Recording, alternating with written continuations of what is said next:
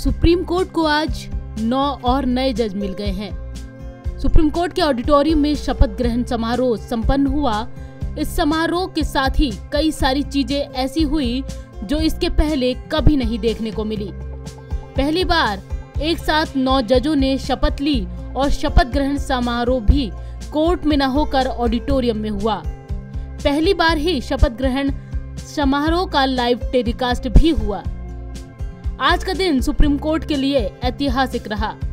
Supreme court में एक साथ जिन 9 जजों की नियुक्ति हुई है उनमें justice Oka, justice Vikramnath, justice J K Maheshwari, justice Hima Kohli, justice B V Nagarathna, justice C T Ravikumar, justice MM Sundaresh, justice Bela M Trivedi, justice PS Narasimha के नाम शामिल हैं। सुप्रीम कोर्ट में एक साथ 3 महिला जज शपथ लेती हुई नजर आईं। अब ऐसा पहली बार देखने को मिला है जब एक साथ 4 महिला जज काम करेंगी। कर्नाटक हाई कोर्ट से सुप्रीम कोर्ट की जज बनते ही जस्टिस BV नागरत्ना ने एक साथ कई इतिहास रच दिए हैं।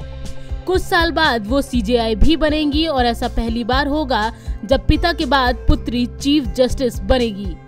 इससे पहले इस कड़ी में एक और नाम जुड़ेगा।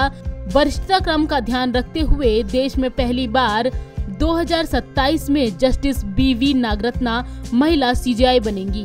हालांकि उनका कार्यकाल बहुत ही कम दिनों का होगा। उनके पिता जस्टिस ES वेंकट रमैया भी 1989 में चीफ जस्टिस बने थे। भारतीय न्यायपालिका के इतिहास में ये पहला मौका बनेगा जब पिता के बाद दूसरी जनरेशन में बेटी चीफ जस्टिस बनेंगी। वहीं PS नरसिम्हा ने भी सुप्रीम कोर्ट के जज के रूप में शपथ ली है। PS नरसिम्हा सीधे बार से सुप्रीम कोर्ट के जज बन रहे हैं। नरसिम्हा साल 1993 में न्यायाधीशों की नियुक्ति के लिए कॉलेजियम प्रणाली के अस्तित्व में आने के बाद बार से सीधे सुप्रीम कोर्ट में आने वाले छठे वकील बन गए हैं। 1993 के बाद 5 वकील N संतोष Hegde, RF Nariman, UU Lalit, LN Rao और इंदु मल्होत्रा बार से सीधे सुप्रीम कोर्ट के न्यायाधीश बने थे। बता दें कि कॉलेजियम ने ही इन 9 नामों की सिफारिश की थी। फिर केंद्र सरकार की मंजूरी मिलने के बाद राष्ट्रपति रामनाथ सिंह कोविंद ने भी इनको हरी झंडी दिखा दी थी। सुप्रीम कोर्ट में 9 जजों की नियुक्ति से काफी राहत मिलेगी क्योंकि पिछले 10 सालों में जजों की कुल संख्या में सबसे कम जज अभी कार्यरत हैं। सुप्रीम कोर्ट में कुल 34 जजों की स्वीकृत संख्या है। इसमें से अभी 24 जज कामकाज देख रहे हैं। 9 जजों के आने के बाद एक ही सीट खाली रहेगी।